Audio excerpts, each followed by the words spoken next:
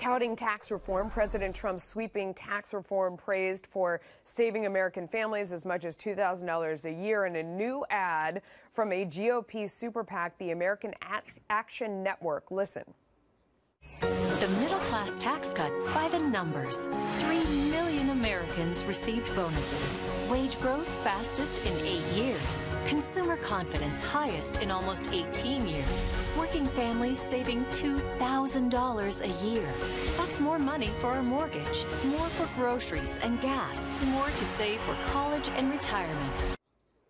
The ads are specific to 26 key congressional districts led by Republicans ahead of the 2018 midterm elections. Joining me now, Dan Henninger, Wall Street Journal editorial page deputy editor and Fox News contributor.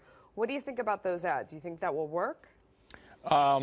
It won't hurt. I think they're on the right track. I think that tax cut and the state of the economy are do or die for these Republicans running in November. We were talking in the break about a poll that was just conducted, and it talks about what best describes your feelings about the economy.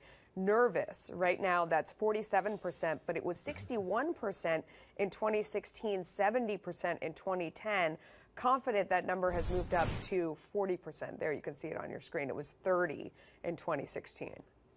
Yeah, it's a fascinating result that nearly half the people are nervous about the economy. The economy seems to be doing well. Consumer confidence is at an 18-year high. But I don't think it's too surprising that people have a sense of nervousness out there. But it's down so much. I mean, nervousness, that's like it's moving in a positive direction. I mean, it was 70 before, it was 61. Now it's down to 47. I mean, people feel nervous about money kind of all the time.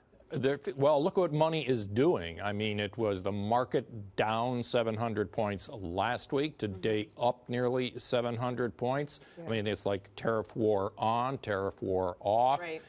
So I think people are still sort of trying to absorb all of that, plus the effect of these tax cuts, which are only 3 months old. One thing that it seems like never moves, I love this one, put up the one about the taxes you pay are. So it said too high. In 2017, that was 55% of people. Now it's 53%. Do we have that graphic? About right, 40% to 39%. So look, the numbers basically don't move. And then too low. 4%, 2%. Who are these people who say their taxes are too low? That's like that loaf of bread you just bought. That was too cheap. And you say, yes, I wish I had paid more for that loaf of bread. Who are these people? Well, maybe they don't exist. I mean, 2% and 4% are in the margin of error. It could be below zero. You know, years ago, Reader's Digest did a poll. I never have forgotten it. They asked people, pick a number. What do you think the right rate should be for taxes in America for a flat rate? 25%. To me, that has always made sense, Melissa. Give 25% to the government, you retain 75%, regardless of your income level. And I think that's kind of what's reflected there in that poll. People would like to see, they think their taxes are still a little bit too high, and they would like to see them come down to a level they find acceptable. Acceptable at the right level. My level would be much lower than that, 25%. You're in the wrong state. Yeah.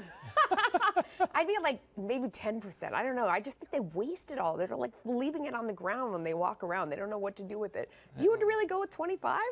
25 as a flat rate, I think that would be acceptable to most people. No, I mean, it's better than what we have. But if it was like a dream world, mine would be much lower. But I think the Republicans are going to have to figure out a way to sell that tax cut. And they're not going to be able to just rely on super PACs like American Action Committee. No, the individual 26 candidates are going to have to be able to do it. And we learned in Pennsylvania 18, where the Democrats won, they're locked and loaded. And those Republican candidates themselves better figure out a way to tell people why those tax cuts matter. Great point. Dan Henninger, thank you so much.